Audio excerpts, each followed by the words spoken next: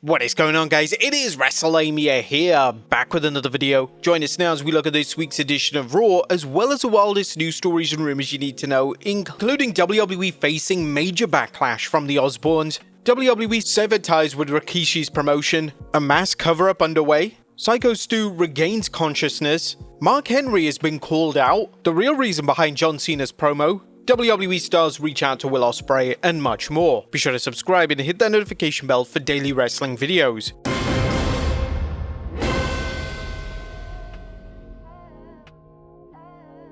As always, we won't recap the show, but just look at the good, the bad, and the downright ugly. As always, we start off with the good as number 1, a hot opener. A Roman Reigns kicked off Raw live from Birmingham, UK, and it was certainly a refreshing switch up by having a Reigns promo open up the show rather than the usual boring promo from the Vision. Reigns would address how he believes he can get back to where he was, but first he needs to get through Bronson Reed at Clash in Paris. One of the more interesting aspects of the promo was that Reigns mentioning Cody Rhodes received boos, and Reigns would even acknowledge the boos directly, saying, "Interesting." Reigns would eventually be interrupted by Paul Heyman and Bronson Reed, and Reed did well with his promo material and managed to present himself as a legitimate threat towards one of the WWE's biggest stars. The promo exchange would evolve into a typical WWE pull-apart brawl, and this was perhaps the smartest way to build anticipation for their 1v1 collision at Clash in Paris.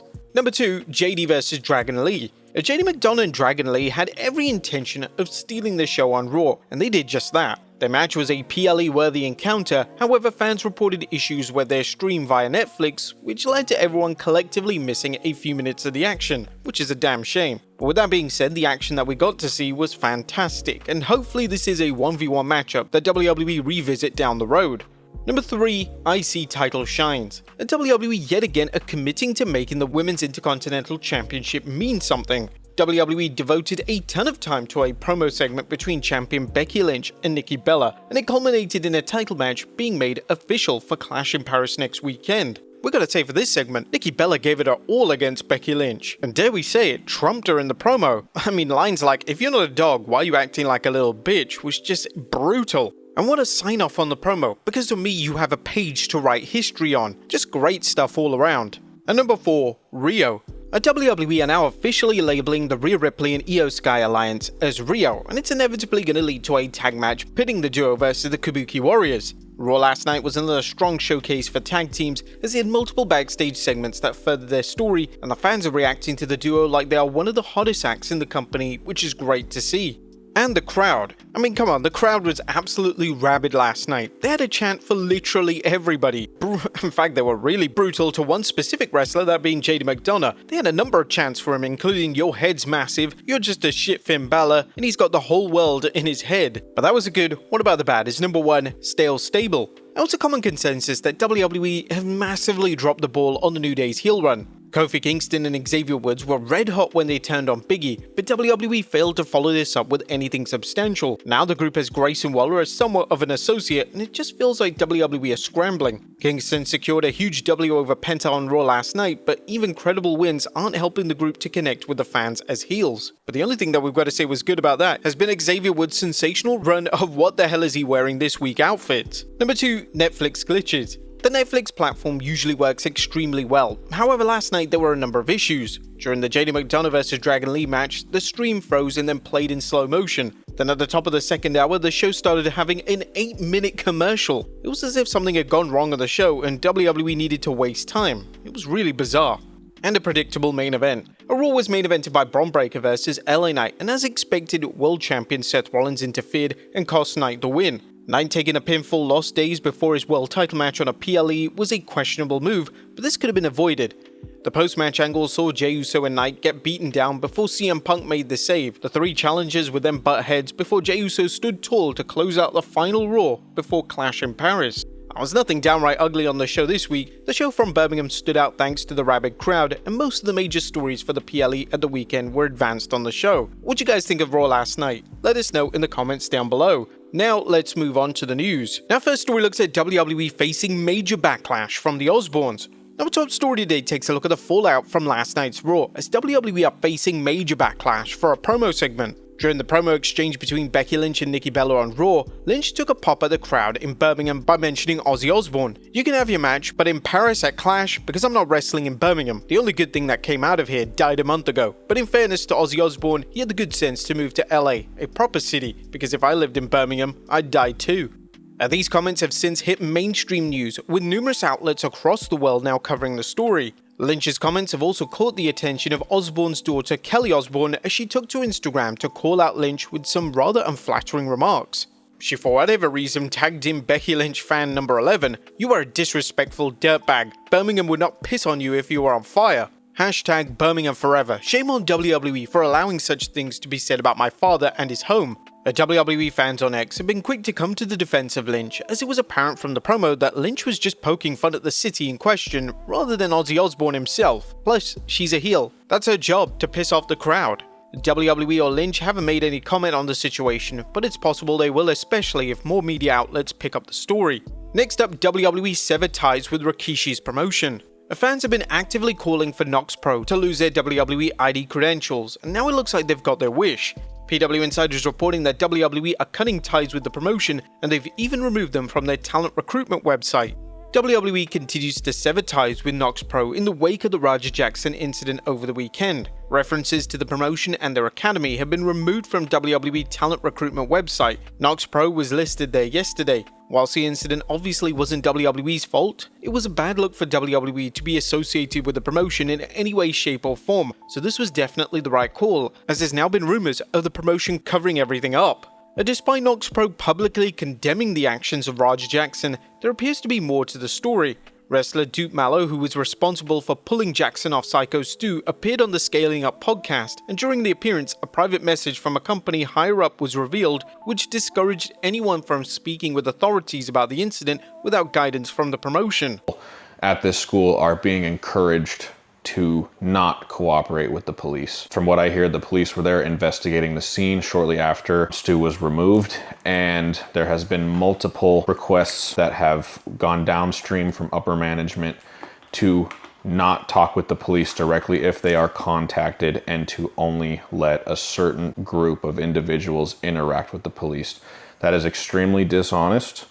You guys let your friend almost die, and now you're trying to have people lie for you.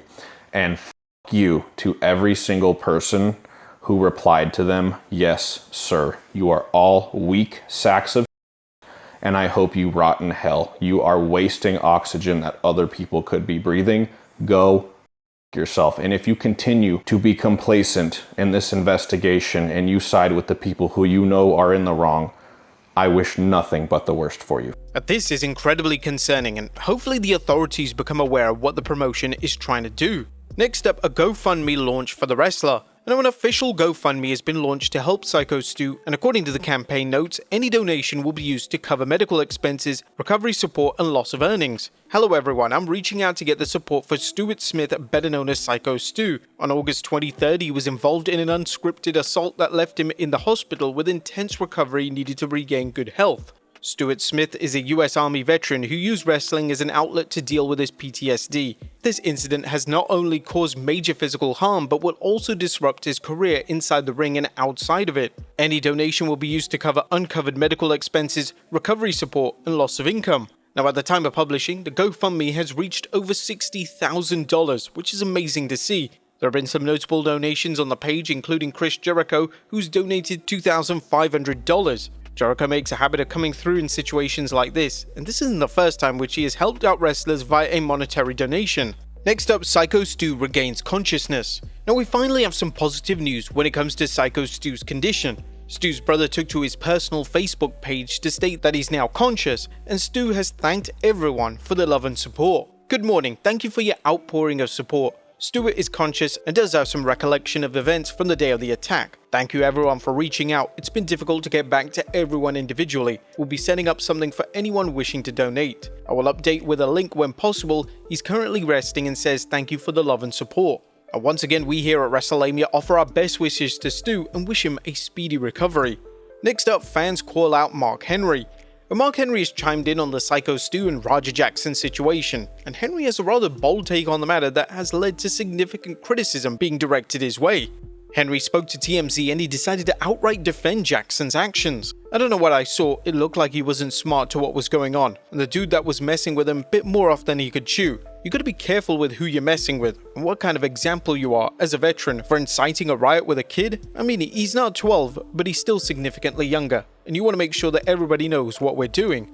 Henry would continue on by saying that the incident isn't a bad look for pro wrestling, it's just a bad look for the company in question. It's not a bad look for pro wrestling, it's a bad look for the company he performed at, and it's a bad look for him. And it's even worse look for the guy who got beat up, because now we know you can't fight. And back in the old days, if you lost a fight, you lost your job. Maybe those days are over too. In the modern sense, that shouldn't happen. On both sides, have enough respect for the business to say, hey, this dude is acting up, I'm gonna give him a pass today, but you need to get him in order, because if I wanted to take his head off, I could.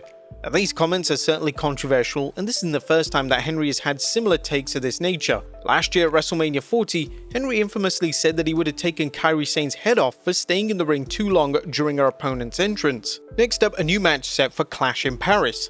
Now, the card is finally set for Clash in Paris this weekend, as on Raw, WWE announced that Becky Lynch would defend her Women's Intercontinental title versus Nikki Bella. The card now stands at 6 matches, and due to Triple H's reluctance to go above his number of matches, this card is now finalized. It's unclear what match is set to main event the show, but logic would assume that the world title match main events. However, WWE are currently promoting John Cena vs Logan Paul as a main match via their graphics, so it's possible that Cena and Logan receive the nod. Next up, the real reason for John Cena's promo. Speaking of John Cena and Logan Paul, Cena's promo on last week's SmackDown received rave reviews. Cena went in on Logan like nobody he's ever done before, and former WWE star Baron Corbin has now explained the real reason why Cena went in so hard on Logan. Speaking on Busted Open Radio, the former WWE star stated, "John will have no mercy on the microphone. He talks about wanting to give back to the business, and he does. He truly loves this and wants people to be successful, but he's not going to hand it to you. We watched him murder Roman on live television, from the drug test pop to the lack of promo skills. He cut Roman's seeds off in that promo. He's going, if you can come back from that and prove me wrong, I will help you take the keys to the kingdom." Maybe John didn't tell Logan anything. In my brain, John didn't tell him anything. When you're done, I'll start talking, and then I'll put the button on it, and we're out. He wants Logan's real reactions in the moment. Corbin would add that it was a true test to see if Logan could hang, and it was Cena's way of bringing the best out of him. And finally, WWE stars reach out to Will Ospreay. Our final story today takes a look at the news related to Will Ospreay and how WWE stars have reached out to him. Ospreay has a serious neck injury and is expected to undergo surgery in the near future. Ospreay reflected on the injury during an interview with Metro UK, and the AEW star revealed that several WWE stars reached out to him, offering their support.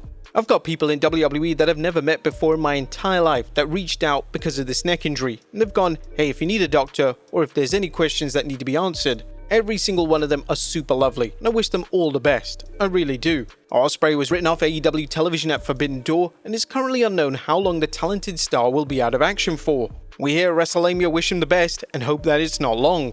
But there you have it, folks, our look at Raw, as well as the wildest news stories and rumors you need to know. Be sure to leave your comments down below, and I'll see you next time with some more wrestling content.